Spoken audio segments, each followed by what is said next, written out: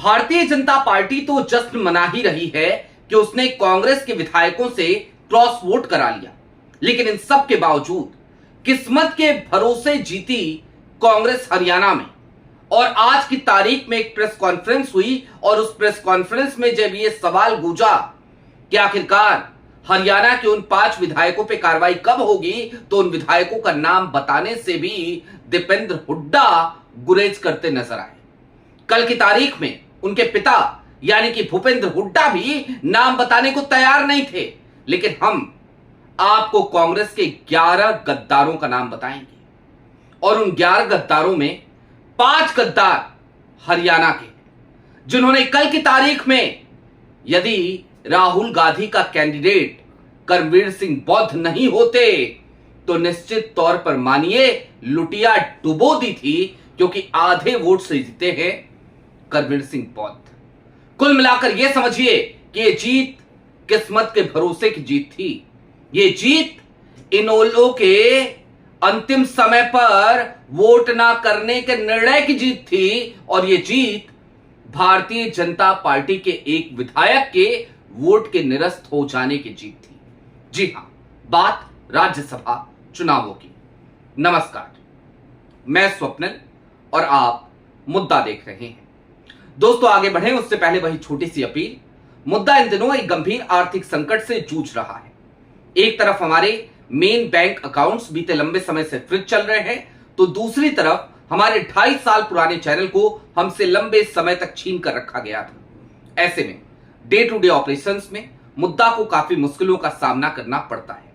लिहाजा आपसे गुजारिश है, यदि आप चाहें तो स्क्रीन पर दिख रहे क्यूआर कोड या फिर के नीचे दिख रहे यूपीआई नंबर्स के जरिए मुद्दा की मदद जरूर कीजिएगा, ताकि हमारी बेबाकी यूं ही बरकरार रहे। ना काहू से दोस्ती, ना काहू से बैर। और आज बात कांग्रेस की करेंगे, कांग्रेस के भीतर हुए भीतर घात की करेंगे, और जिक्र इस बात का करेंगे कि काहे का जश्न मना रहे हो भैया, काहे का जश्न है ये। जी हां, हरियाणा में करमवीर सिंह बौद्ध की जीत हुई है।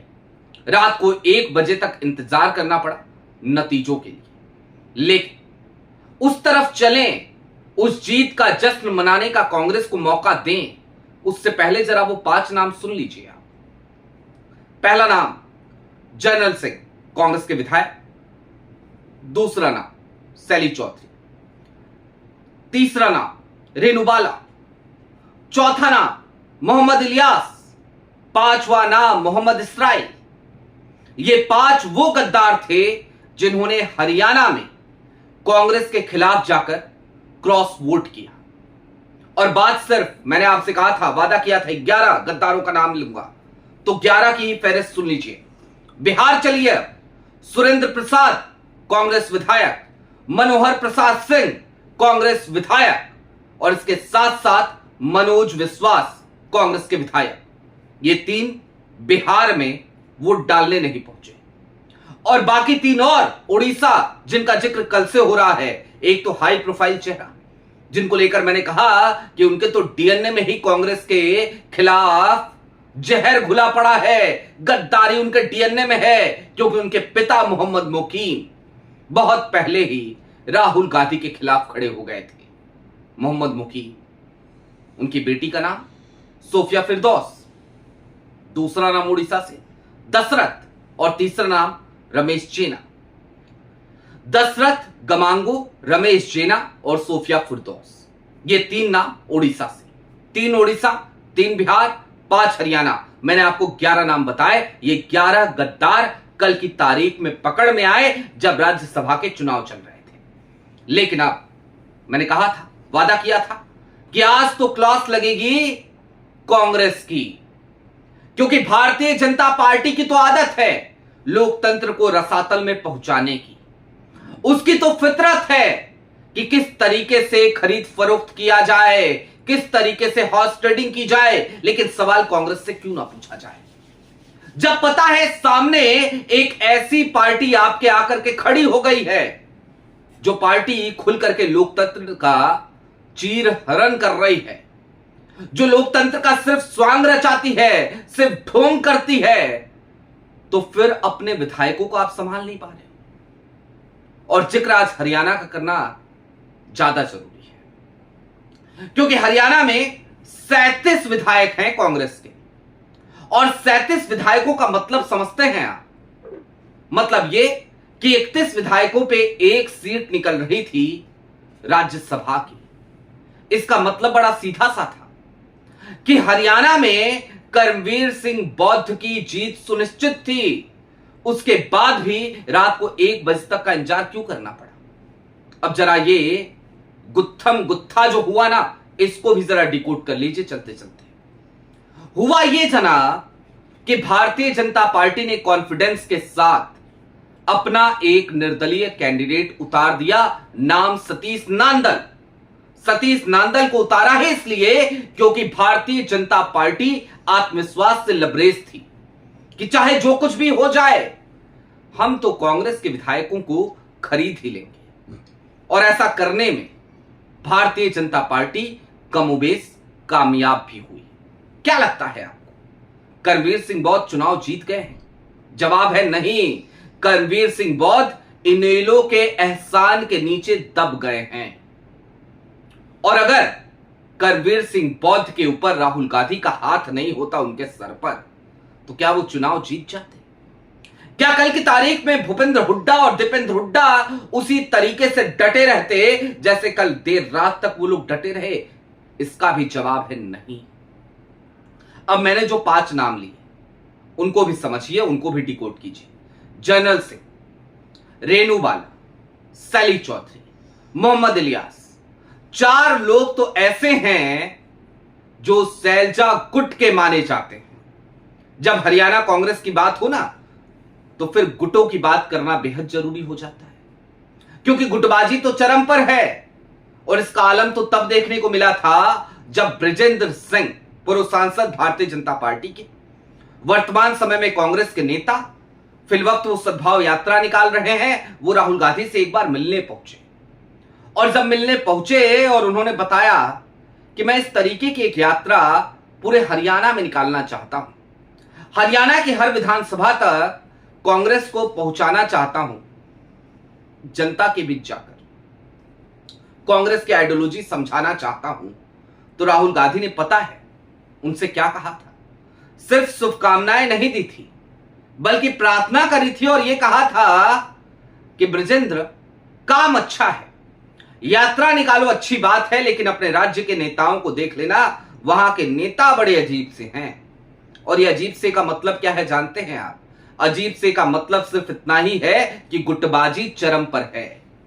भूपेंद्र हुड्डा को कुमारी सैलजा पसंद नहीं करती, कुमारी सैलजा को सुरजेवाला पसंद नहीं करते, सुरजेवाला को सैलजा पसंद नहीं करती, और सैलजा को हुड्डा गुट पसंद नहीं करता। यानी कि कोई किसी को फूटी आंख सुहाता ही नहीं है। और जब सुहाता ही नहीं है कोई, तो जाहिर सी बात है इस तरीके की गुटबाजी का नतीजा वही होता है, नतायज वही होते हैं जो कल की तारीख में हरियाणा में राज्यसभा चुनाव के मद्देनजर हमें देखने को मिला। अब 27 वोट मिले ले दे करके, 27.45 से जीते कर्मवीर सिंह बौद्ध। अगर जरा सोचिए, कांग्रेस के 4 वोट रद्द हो गए थे, इनेलो के 2 विधायक वोट देने नहीं आए थे।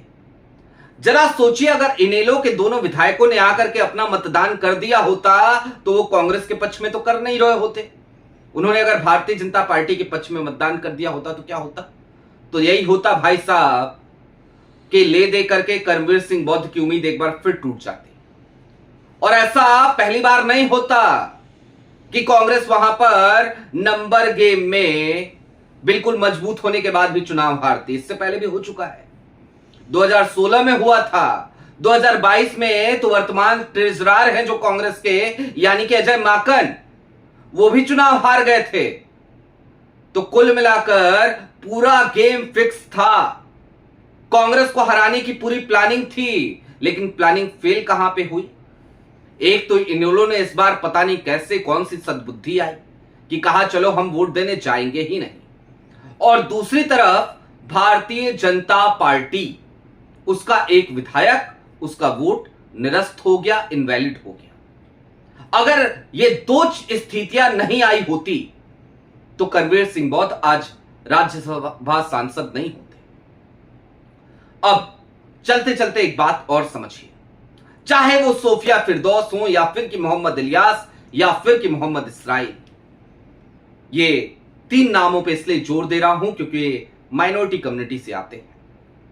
ये तीनों भी अगर आज की तारीख में भारतीय जनता पार्टी के समर्थित उम्मीदवार के पक्ष में मतदान कर रहे हैं तो क्या आप इसे ये समझते हैं अंतरात्मा की आवाज है? और इसका सबसे बेहतरीन उदाहरण कल की तारीख में भी मैंने आपको दिया था, आज फिर आपको वही उदाहरण देना चाहता हूं। ओडिशा में डॉक्टर दत्तेश्वर होता थे, जाने माने यूरोलॉजिस्ट, जाने माने चिकित्सक, जाने माने समाजसेवी, किसी पार्टी से ना लेना एक ना लेना दो। वो दत्तेश्वर होता, उनके सामने खड़े थे दिलीप राय। कौन है? पूर्व केंद्रीय मंत्री। भ्रष्टाचार के आरोप लगे तो कुर्सी चली गई थी। तो क्या कांग्रेस के जिन 3 विधायकों ने उड़ीसा में डॉक्टर दत्तेश्वर होता को हराने के लिए मतदान किया, क्या वो ये कहेंगे कि हमारा जो मन था, हमारी जो अंतरात्मा थी, वो अंतरात्मा ये कह रही थी कि भ्रष्टाचार के आरोपी को जिताना है, लिहाजा क्रॉस वोटिंग करनी है? और अगर ऐसा उनकी अंतरात्मा कह रही थी तो आप सोचिए वो कितने बड़े जनप्रतिनिधि हैं, कैसे नेता हैं। लेकिन हां, भला हो कांग्रेस का। कांग्रेस ऐसे नेताओं को लगातार ढोती रहती है। आज की तारीख में ये कोई पहली बार नहीं हुआ, इससे पहले बहुत बार हो चुका है और ये आखिरी बार हो जाए ऐसी हम सिर्फ कल्पना ही कर सकते हैं, क्योंकि धन्य है कांग्रेस, धन्य है कांग्रेस की इंटरनल डेमोक्रेसी, जहां पर इस तरीके के लोग पुष्पित और पल्लवित होते हैं जो कांग्रेस की थाली में खाते हैं, कांग्रेस की थाली में ही छेद करते हैं और उसके बाद भी कांग्रेस कहती है चलो कोई नहीं, सब मंगल मंगल है, सब चंगा सी। निश्चित तौर पर आज की तारीख में जिम्मेदारी राहुल गांधी की है, क्योंकि निर्विवाद रूप से वो आज की तारीख में कांग्रेस के सबसे बड़े नेता हैं। तो उनकी जिम्मेदारी है कि वो कांग्रेस के भीतर बैठे ऐसे गद्दारों को चिन्हित करें, पार्टी से बाहर करें, निकाल फेंकें और उनको भविष्य में कोई मौका ना दिया जाए। राहुल ऐसा करने की पुरजोर कोशिश भी कर रहे हैं, लेकिन जब तक ऐसे मठाधीश कांग्रेस में रहेंगे ना, जैसे हरियाणा में बैठे हैं 3-3, तब तक कुछ नहीं होने वाला। यह आप मुझसे लिख करके ले लीजिए। मध्य प्रदेश में कांग्रेस ने खूब सफाई करी है, बाकी राज्यों में खूब सफाई करी है, लेकिन अभी तक हरियाणा का कोई इलाज कांग्रेस नहीं ढूंढ पाई है। कल की तारीख में राज्यसभा के चुनाव में कांग्रेस के जीतने के बाद भी ये बात हम कह सकते हैं डंके की चोट पर। आपकी क्या राय है वो हमें कमेंट बॉक्स में जरूर बताइएगा। अभी के लिए दीजिए इजाजत।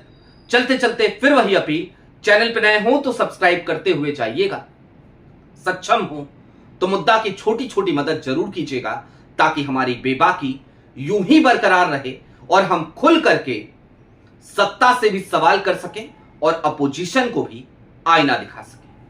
बहुत शुक्रिया।